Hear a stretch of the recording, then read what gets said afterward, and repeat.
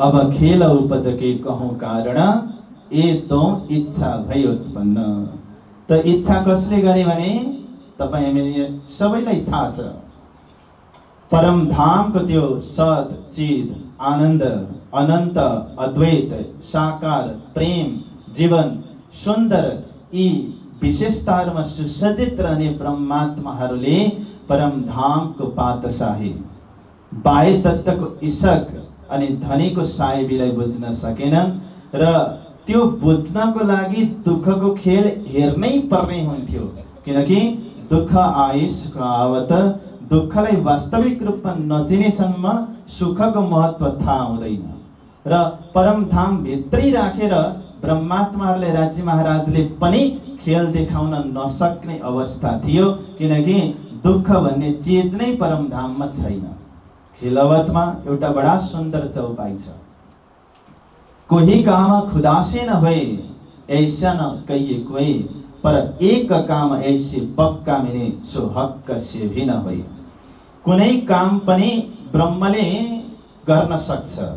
ब्रह्मले चाह्यो भने दिनलाई रात बनाइदिन सक्छ, तिललाई पहाड बनाइदिन सक्छ, पहाडलाई तिल बनाइदिन सक्छ, कालोलाई सेतो बनाइदिन सक्छ, सेतोलाई कालो बनाइदिन सक्छ यदि ब्रह्मले चाह्यो भने। किनभने कर्तुम अकर्तुम अन्यथा कर्तुम समर्थ च इति ब्रह्म। जसले असम्भवलाई सम्भव बनाएर देखाइदिन्छ उसको नाम नै ब्रह्म हो। त यस्तो समर्थशाली ब्रह्मले पनि परमधाममा वियोग र जुदागीको खेल देखाउन नसक्ने रहेछ। त्यसैले अर्को कुनै ब्रह्माण्ड बनाउनु पर्ने आवश्यकताको महसुस भए परमधाममा। र त्यति नै बेला अक्षर ब्रह्मले पनि परमधामको आनन्दमय लीलाको अनुभव गर्न चाहेकोले ती दुईटा इच्छालाई एउटै प्लेटफर्ममा पुरा गराइदिनको लागि भनेर यो सपनेक ब्रह्माण्डको उत्पत्ति भयो। अक्षर ब्रह्मले अन्य ब्रह्माण्डहरू पनि बनाउने मेटाउने कार्य युगौंदेखि गर्दै आउनु भएको थियो। त्यो अक्षर ब्रह्मको स्वेच्छाले थियो। तर योपालिको जुन सपनिक ब्रह्माण्ड बनियो त्यो अक्षर ब्रह्मको इच्छाले नभएर राज्य महाराजको इच्छाले भयो। र दिनको 4:30 बजेको समयमा, मैले सर्टकटमा कुरालाई लाँदैछु, 4:30 बजेको समयमा पूर्ण ब्रह्म अक्षरातीत धामधनीले सखीहरूलाई सपनाको संसार देखाउने इरादा राखेर संसारमा पठाउनुहुन्छ। तर ब्रह्माण्ड त बनेकै छैन, खेल कहाँ देखाउने? त ब्रह्माण्ड कसलाई बनाउन लाउने भन्दा जो अनुभवी छ उसैलाई लाउने। अनुभवीको छ अक्षर ब्रह्म हुनुहुन्छ। यो जानेर राज्य महाराजले अक्षर ब्रह्ममाथि फरामसी हालिदिनु भयो। फरामसी भनेको निद्राको आवरण हो। त्यो एउटा अज्ञान हो। त्यहाँनेरि 9वटा गुण फरामसी भित्र आउँछ। मोह अज्ञान भ्रमण कर्म काल और शून्य ये नाम सारे निदके निराकार निर्गुण। मोह अज्ञान भ्रम कर्म काल शून्य निर्गुण निरञ्जन यी 9 गुणहरू सपनिक ब्रह्माण्डका विशेषताहरू हुन् जो अक्षर ब्रह्ममाथि पूर्ण ब्रह्म परमात्माले लगाइदिनु भयो। पूर्ण ब्रह्मको लागि त्यो नै शक्ति हो। तर अक्षर ब्रह्मको हृदयमा पूर्ण ब्रह्मले फरामसी लगाइदिने बित्तिकै मायाको उत्पत्ति भयो। कृष्ण कन्हैया लाल की, सतगुरु महाराज की, प्राणनाथ प्यारे की। अहिलेसम्म विशुद्ध चेतनमय अवस्थामा छ। तर राज्य महाराजले फरामसी लगाइदिने बित्तिकै के भयो भने अक्षर ब्रह्मको अन्तस्करणको विस्तार भयो। अब स्पष्ट रूपमा नक्सा उत्रियो अक्षर ब्रह्मको हृदयमा। वहाँको अहम चित्त बुद्धि मनबाट क्रमशः सत्स्वरूप ब्रह्म, केवल ब्रह्म, सबलिक ब्रह्म र अव्याकृत ब्रह्मको विस्तार भयो।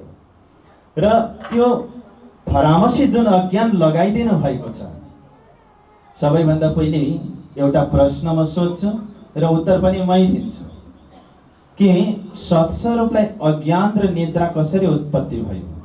किनकि जहाँ सूर्य छ त्यहाँनिर अँध्यारो छैन, जहाँ अँध्यारो छ त्यहाँनिर सूर्य भएको मानिँदैन। त सूर्यको अगाडि ग्रहण कसरी आयो त भन्दाखेरि मैले अहिले भर्खरै भने जसरी सूर्यमा ग्रहण लाग्छ त्यसै गरी सत स्वरूपमा पनि अज्ञानले थोरै कार्य गर्यो। कति कार्य गर्यो त अक्षर ब्रह्मलाई त्यो अज्ञानले भन्दाखेरि महामती प्राणजी महाराजले कलश ग्रन्थमा एउटा दृष्टान्त दिनुभएको छ। म त्यो तपाईलाई सुनाउँछु। करोडौं पातलाई खप्टिएर राखौं, पट्याएर करोडौं पातलाई पट्याएर राखौं, पातहरूलाई, अनि एउटा तीरले तानेर हान्ने हो भने त्यो तीरले 1 सेकेन्डमा, 1 सेकेन्ड पनि लाग्दैन, त्यो करोडौं पातलाई छेडेर अर्कोपट्टि जान्छ। तर क्रमले हेर्ने भने त त्यो तीरले छेड्दाखेरि पहिलो पातलाई छेड्नुपर्छ, अनि दोस्रो पातलाई छेड्नुपर्छ, तेस्रो पातलाई छेड्नुपर्छ। त्यहाँनिर क्रम छ। अ फ्र्याक्सन अफ सेकेन्ड, एउटा थोरै समय त त्यहाँनिर छ, तर कति समय भनेर मापन गर्न सकिँदैन। किनकि 1 करोड पातलाई नै त्यो तीरले 1 सेकेन्डमा यदि छेडेको हो भने भित्रको एउटा पातलाई कति समयमा छेड्यो त्यसको हिसाब छैन। तर समय त छ नि, जति भए पनि हो त्यति नै मात्रामा अक्षरलाई त्यो फरामसी पर्यो। अक्षरलाई फरामसी पर्ने बित्तिकै उहाँको हृदयमा सुमङ्गला शक्ति नामको एउटा अज्ञान उत्पत्ति भयो। कुटस्थस्य हृदाकाशात् प्रादुर्भूता सुमङ्गला नेत्रामत पादयामास महामोहमयं दृढम्। जसरी डाक्टरले बिरामीलाई अपरेसन गर्नुभन्दा अगाडि लट्याउने कार्य गर्नुहुन्छ। अहिले त होल बडीलाई बेहोस गरिँदैन। जस्तो यो नङको अपरेसन गर्नु छ भने, औँलाहरूको केही चिरफार गर्नु छ भने यो दाहिने हातलाई मात्रै, जुन अङ्गको चिरफार गरिँदैछ त्यसलाई मात्रै बेहोस गर्ने कार्य गरिन्छ, अरू सबै होसमा हुन्छ भने जस्तै। अनि यो मोहनी लगाउनेहरूले, हिप्नोटाइज गर्नेहरूले हिप्नोटाइज गरे जस्तै अक्षर ब्रह्मको पनि कहाँनिर त्यो निद्राले असर पार्यो त एउटा हिट पोइन्ट हुन्छ भन्दाखेरि कहाँ भने मन अन्तस्करण अक्षर ब्रह्मको, जसलाई अव्याकृत भनिन्छ, त्यसको महाकारणको शुद्ध स्थूलमा त्यो निद्रा उत्पत्ति भयो। अनि त्यसले शुद्ध सूक्ष्ममा जहाँ पुरुष लीला 4 दीप छ त्यसलाई प्रभावित गर्यो। यो विराटको भित्री कुरा हो। यो कुरालाई बुझ्नलाई विराटको चिरफार गर्नै पर्छ, अक्षर ब्रह्मको अन्तस्करणको अपरेसन गर्नै पर्छ। यद्यपि यो कुरालाई बुझिँदैन भनेर नभन्ने भने बुझ्ने चाहिँ कहिले? कृष्ण कन्हैया लाल की। त्यसैले सुन्ने अभ्यास गर्दै गर्नुहोस्। जो यो तालिमको सुविधाभित्र हुनुहुन्छ उहाँहरूलाई हृदयमा साक्षी भइरहेको हुनुपर्छ। त समग्रमा भन्नुपर्दाखेरि अक्षर ब्रह्मको सबै अन्तस्करणलाई त्यो निन्द्राले प्रभाव पारेन। उहाँको अहम, चित्त र बुद्धि सच्चिदानन्दमय नै छ, तर अक्षरको मनमा मात्रै त्यो अज्ञानले असर गर्यो भनेर भनिएको छ। एतावानस्य महिमा त्युज्यायंश्च पुरुष पादस्य विश्वभूतानि त्रिपादस्य मृतं देवी त्रिपादुर्धमुदैत पुरुष पादस्य भवत् पुनः भनेर अक्षर ब्रह्मको 4औं पाद यानि कि अव्याकृतबाट सृष्टि विस्तार भएको प्रसङ्गलाई हामीले सुनेका छौं। त अक्षर ब्रह्मको यो अन्तस्करणलाई म किन चिरफार गर्दैछु भन्दाखेरि अक्षर ब्रह्मको अव्याकृत जो मन हो त्यसमा पनि 4वटा भाग छन्। मन छ, बुद्धि छ, चित्त छ, अहम छ। अव्याकृतको मनलाई प्रणव ब्रह्म भनिन्छ। प्रणव ब्रह्ममा 2टा भाग छ, अपर प्रणव ब्रह्म छ र पर प्रणव ब्रह्म छ। पर प्रणव ब्रह्ममा वेदको स्थान छ, यानि कि जसलाई ज्ञान शक्ति गायत्री भनेर स्थान दिएको छ। म वेदको इतिहास बताउँदैछु। हजुरले सुन्नु भएको छ कि वेदव्यासले वेदको रचना गर्नुभयो भनेर। तर तपाईलाई म जानकारी दिउँ, वेदव्यास आउनुभन्दा करोडौं वर्ष अगाडि नै वेद थियो। उहाँले वेद लेखेको होइन, रचना गरेको होइन। वेदलाई वर्गीकरण गर्ने कार्य र शब्दमा उतार्ने कार्य मात्रै वेदव्यासले गर्नुभएको हो। त वेदको मूल स्थान पर प्रणव ब्रह्ममा छ, त्यो हामीले सुन्यौं। त्यही कहाँ आयो भने शेष नारायणमा आयो। शेष नारायणको मुखबाट सोहम सोहम श्वासबाट 4 वेदको गायन भइरहेको छ। शेष नारायणको आत्मालाई ज्योति स्वरूप भनिन्छ। ज्योति स्वरूपको निर्मल चेतनमा 4 वेदको गायन भइरहेको छ, जसलाई ज्ञान शक्ति गायत्री व्यष्टिको रूपमा त्यसलाई लिइन्छ। अनि त्यही वेद ब्रह्माजीको 4 मुखबाट अनन्त अनन्त ढङ्गबाट गायन भइरहेको छ। श्रीमद् भागवतको प्रथम स्कन्धमा लेखिएको छ, ऋग यजुर सामथर वाक्य वेदश्चत्वार उद्धृता इतिहास पुराणम च पञ्चमो वेद उच्यते। ब्रह्माजीको 4 शिर छन्। एउटा शिर पूर्व फर्केको छ, अर्को दक्षिण, अर्को पश्चिम, अर्को उत्तर। पूर्वको मुखबाट ऋग वेदको गायन भइरहेको छ, दक्षिणको मुखबाट यजुर्वेदको गायन भइरहेको छ, पश्चिमको मुखबाट सामवेदको गायन भइरहेको छ भने उत्तरको मुखबाट अथर्ववेदको गायन भइरहेको छ। त ब्रह्माजीको मुखबाट गायन भइरहेको वेद संसारमा श्रुति परम्परासम्म चल्दै चल्दै आएको थियो, परम्पराको आधारमा। त्यसैले श्रीमद् भगवत गीता 4 अध्यायमा भनियो, एवं परम्परा प्राप्तमिमं राजर्षयो विदु। परम्पराले चल्दै चल्दै आइरहेको थियो, एउटाले अर्कोलाई सुनाउने, एउटाले अर्कोलाई सुनाउने।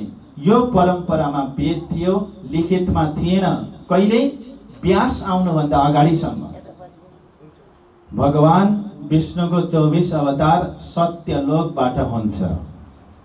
सनकादिक, वराह, नारद, नारायण, कपिल, दत्तात्रेय, यज्ञ भगवान, ऋषभदेव, पृथ्वीराज, मत्स्य अवतार, कूर्म अवतार, धन्वंतरी अवतार, मोहिनी अवतार, नृसिंह अवतार, वामन अवतार, परशुराम, वेदव्यास, बलराम, राम, कृष्ण, हयग्रीव, हंसावतार, बुद्ध अवतार, कल्की अवतार, यी 24 अवतार सत्यलोकबाट हुन्छ। 17वां अवतार धारण गरेर भगवान वेदव्यास बनेर संसारमा आउनुभयो। र व्यासले के गर्नुभयो भने वेदलाई 4 भागमा वर्गीकरण गरिदिनु भयो। किन गरिदिनु भयो भने वेद भन्ने विषय क्लिष्ट छ, यसलाई सम्झिन गाह्रो छ। बिस्तारै कलियुग आउनेवाला थियो, मानिसहरूको आयु पनि कम, बुद्धि पनि कम। कलियुगमा, सत्ययुगमा मानिसहरूको आयु 1 लाख वर्षको थियो।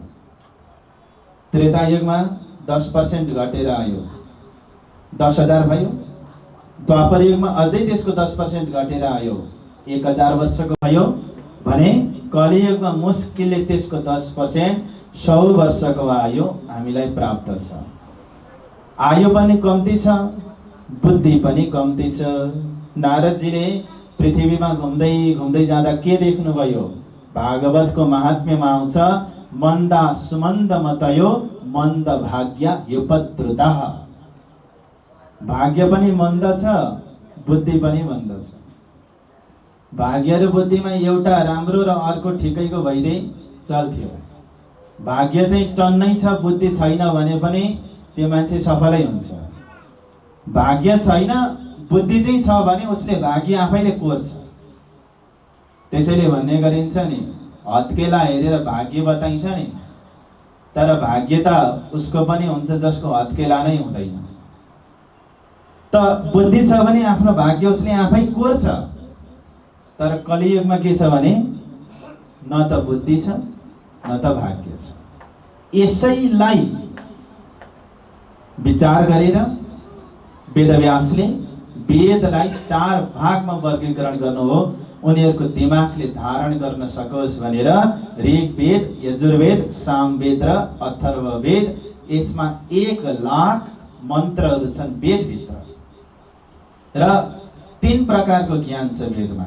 एउटा कर्मकाण्डको ज्ञान छ, अर्को उपासनाको ज्ञान छ भने अर्को ज्ञान छ, जसलाई पारीको भाषामा भन्नु पर्दाखेरि शरीयत, तरिकत, हकीकत मार्फत मध्ये कर्मकाण्डलाई शरीयत भनिन्छ, अनि उपासनालाई तरिकत भनिन्छ, अनि ज्ञानलाई हकीकत भनिन्छ, अनि विज्ञानलाई मार्फत भनेर भन्ने गरिन्छ। र वेदभित्र हेर्ने हो भने 80,000 श्लोकहरू कर्मकाण्ड परक छन्। म कर्मकाण्डको थोरै कुरा गरिहाल्छु यसै प्रसङ्गमा। कर्मकाण्डको लक्ष्य भनेको स्वर्ग हो। स्वर्ग त नैर्मितिक प्रलयमै नाश हुन्छ भनेपछि कर्म गरेर जुन स्थानलाई हामीले प्राप्त गर्यौं त्यो नै नाश हुन्छ भनेपछि कर्मद्वारा, कर्मकाण्डद्वारा आत्माले परम गतिलाई प्राप्त गर्न सक्दैन। मुक्ति प्राप्त गर्ला तर अखण्ड मुक्ति मोक्षलाई प्राप्त गर्न सक्दैन, गीताले स्पष्टै भनेको छ। त्यसैले धर्मशास्त्र पढेर मात्रै हुँदैन, बुझ्नु पनि पर्छ। मनमुखी भएर पढेर हुँदैन, गुरु चाहिन्छ भनेको हो। तपाईले श्रीमद् भगवत गीतालाई हेर्नुभयो भने दोस्रो अध्यायमा स्वर्गको प्रलोभन देखाइएको छ। श्री कृष्णजीले भन्नुभयो, अर्जुन तिमी युद्ध गर, यदि युद्धमा परास्त गर्यौ तिमीले शत्रुहरूलाई भने राज्य मिल्नेछ, संसारको राज्य उपभोग गर्न पाउनेछौ। यदि तिमीलाई शत्रुले परास्त गरे र तिमीले बलिदानी बिहोर्नु पर्यो भने पनि योद्धा भएर तिमीले बलिदान प्राप्त गर्नेछौ अनि तिमी स्वर्गमा जानेछौ भनेर स्वर्गको प्रलोभन देखाइयो। तर अलिक अगाडि गएर त्यही श्रीमद् भगवत गीतामा भनिएको छ, तेतम भुक्त्वा स्वर्गलोकम विशालम क्षीणे पुण्यम वर्त्यलोकम विशन्ति। स्वर्गको सुख भनेको त 5 स्टार होटलमा गएर सुख लिएको जस्तै मात्रै हो। त्यसको लागि के चाहिन्छ भने 5 स्टार होटलको सुख लिनलाई गोजीमा पैसा चाहिन्छ। गोजीमा दाम छ भने 5 स्टारमा काम छ, नत्र भने छैन। गोजीमा पैसा चाहिन्छ या त एटीएममा चाहिन्छ, ब्याङ्कमा चाहिन्छ। गोजीको पैसा सकिएपछि ब्याङ्कको पनि पैसा सके पछाडि पनि 5 स्टार होटलमा बस्न चाहिँ पाइन्छ। तर मालिकले के सोध्छ, भाडा माझ्ने कि झाडु लाउने भनेर सोध्छ। सुख सुविधा भोगेर बस्न पाइँदैन कृष्णको नैया लालको। त्यो स्वर्गको सुख पनि त्यस्तै हो। पुण्य हुन्जेलसम्म बडा आनन्दको अनुभूति हुन्छ। त्यहाँ कल्पवृक्षको सुख छ, पारिजातको सुख छ, कामधेनुको सुख छ, सङ्गीतहरूको त्यहाँनिर सुख छ। सुखको पनि कमी छैन। तर स्वर्गको सुखमा कहिलेसम्म भन्ने प्रश्नवाचक चिन्ह पनि सँगसँगै जोडिएको हुन्छ। त्यसैले 80,000 वेदका मन्त्रहरू पनि निरस्त भए।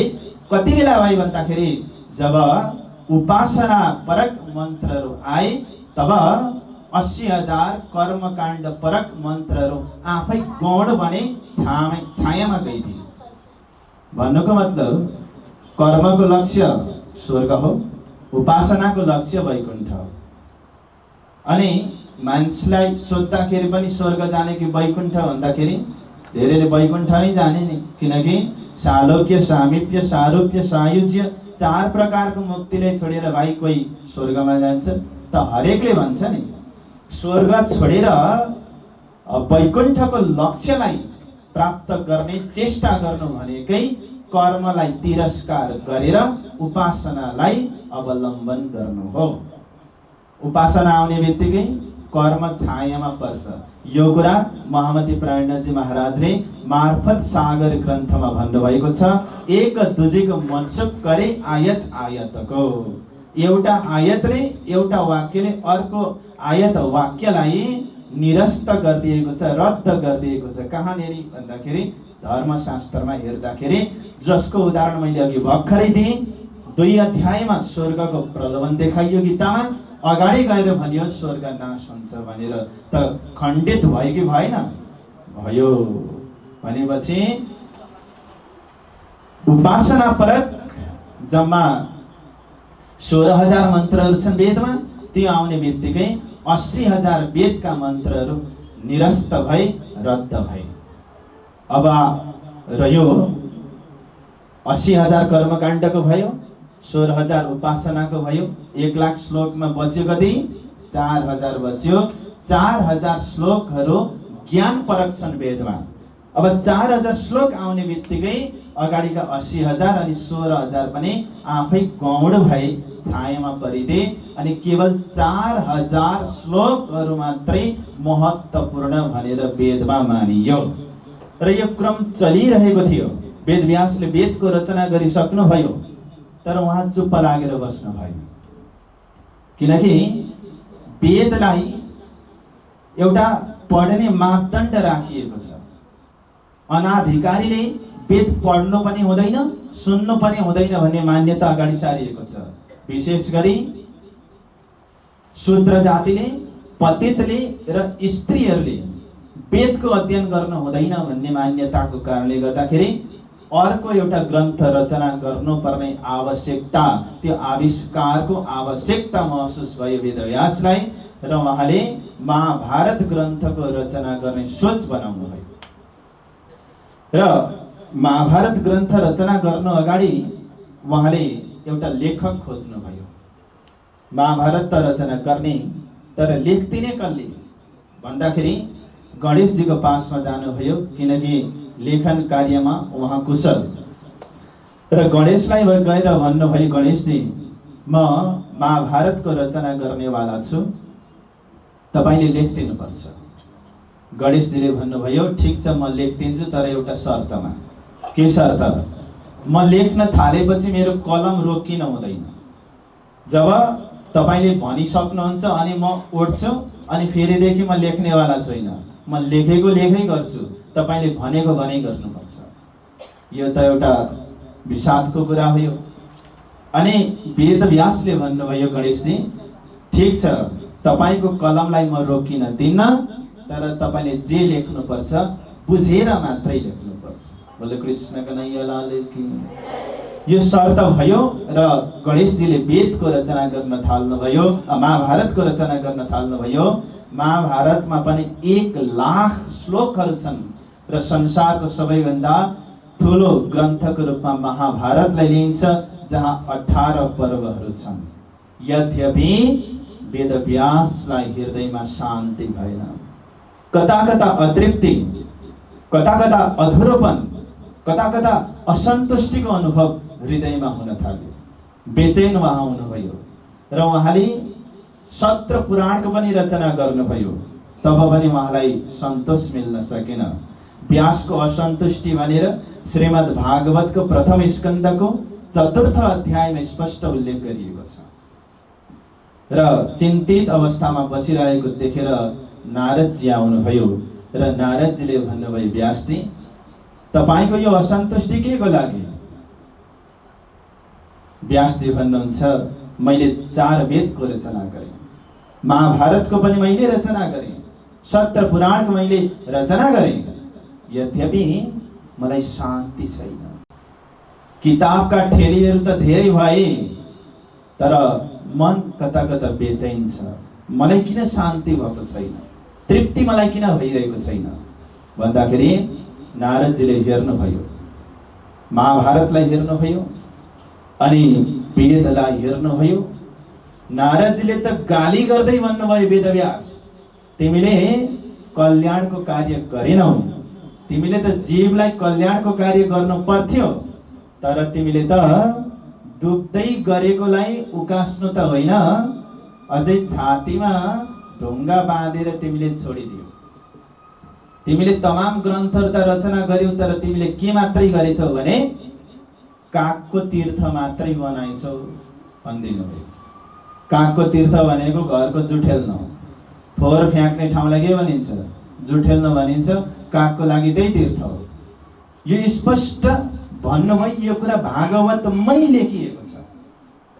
यो तारतम होल्डरहरूको कपुकल्पित कुरा पनि होइन, भागवतकै शब्दमा यसलाई सुन्नुहोस्। न यद वजश्चित्र पदम हरेर यशो जगत पवित्रम प्रगृणीत करिचित तद्वायुषम तीर्थमुशन्ति मानसा न यत्र हंसा निरमन्त्य शिक्षयः भन्ने श्लोक छ। त्यहाँनिर स्पष्ट भनिएको छ, जुन बाणीमा, जुन काव्यमा, जुन ग्रन्थमा श्री कृष्णजीको लीलालाई विस्तार गरिएको छैन र प्रस्तुत गरिएको छैन। ती बाणी ग्रन्थ काव्यहरू भनेको कागको तीर्थ यानिको घरको जुठेल्नो जस्तो मात्रै हो, त्यहाँभन्दा गतिलो होइन। यो भागवतकै शब्द हो। कृष्ण लीलाको यस प्रकारको महत्व देखाइएको छ। त तिमीले के गर्नु अब? श्री कृष्णजीको रसले प्रेमले ओतप्रोत भएको ग्रन्थको रचना गर्नु भनेर चतुश्लोकी भागवतको उपदेश गर्नुभएको श्री नारदजीले वेदव्यासलाई। अहमेव समेवाग्रे नान्यत् यत् शतशत् परम पश्चादहं यदि तच्च सुवशिष्यत सुस्म्यहं ऋतीर्थं यत् प्रतीयेत न प्रतीयेत चात्मनि तद्विद्यादात्मनो मायं यथा भासो यथा तम यथा महान्ति भूतानि भूतेषुश्च वचिष्वनो। यस प्रकारले चतुश्लोकी भागवतको उपदेश गरे पछाडि अब वेदव्यासले त्यसलाई नै बढाउँदै बढाउँदै बढाउँदै लानुभयो र 18,000 श्लोकको निर्माण गर्नुभयो। 335 अध्याय त्यसमा बनाउनुभयो अनि त्यसलाई 12वटा स्कन्धमा अनुबद्ध गर्नुभयो। यस प्रकार परमहंसा समेता श्रीमद् भागवत महापुराणको रचना भयो। बोलो कृष्ण कन्हैया लाल की। त्यसैले भागवत ग्रन्थलाई के भनिएको छ भने निगम कल्पतरो गलितं फलम् सुखमुखादमृत द्रव संयुतं पिबत भागवतं रसमालयं मुहुरहो रसिका भुवि भावुकाः। वेदलाई एउटा कल्प वृक्षको संज्ञा दियो अनि वृक्षमा फल सार हुन्छ। स्याउ भन्ने बित्तिकै स्याउको दानाको नै याद आउँछ नि। स्याउ भन्ने बित्तिकै स्याउको जराको पनि याद आउँदैन, त्यो रुखको पनि याद आउँदैन, बोक्राको पनि याद आउँदैन, पातको पनि याद आउँदैन, फुलको पनि याद आउँदैन। जसले स्याउको बोट नै देखेको छैन उसलाई पनि एप्पल भन्ने बित्तिकै स्याउ भन्ने बित्तिकै दिमागमा एउटा नक्सा बनाइहाल्छ। किन त्यस्तो गर्छ भन्दाखेरि वृक्षको सार भनेकै फल हो। त यो वेदलाई निगम भनिन्छ। कहिलेदेखि वेदलाई निगम भनियो त्यो इतिहास पनि तपाईँ सुन्नुहोस्। जुन दिनदेखि वेदले परब्रह्मलाई खोज गर्न गयो र परब्रह्मको विषयमा जानकारी प्राप्त गर्न सकेन, त्यही दिनदेखि नै वेदलाई निगम भन्न थालियो। प्राणजी महाराजले किरन्तन ग्रन्थको दोस्रो प्रकरणमा भन्नुभएको छ, वेद अगम कहे उल्टे पिछे नेत नेत कर गाया। वेद खोज्न गयो र ऊ नेति नेति भन्दै फर्क्यो। उसले के भन्यो भने म जहाँसम्म गएँ त्यहाँसम्म मैले भेटिनँ भन्दै आए पछाडि उसले ब्रह्मलाई अगम भने पछाडि उसको नाम नै निगम भयो। त्यसैले यहाँ भनियो निगम कल्पतरोर गलितं फलम। भागवत भनेको वेद रूपी वृक्षको पाकेको फल हो।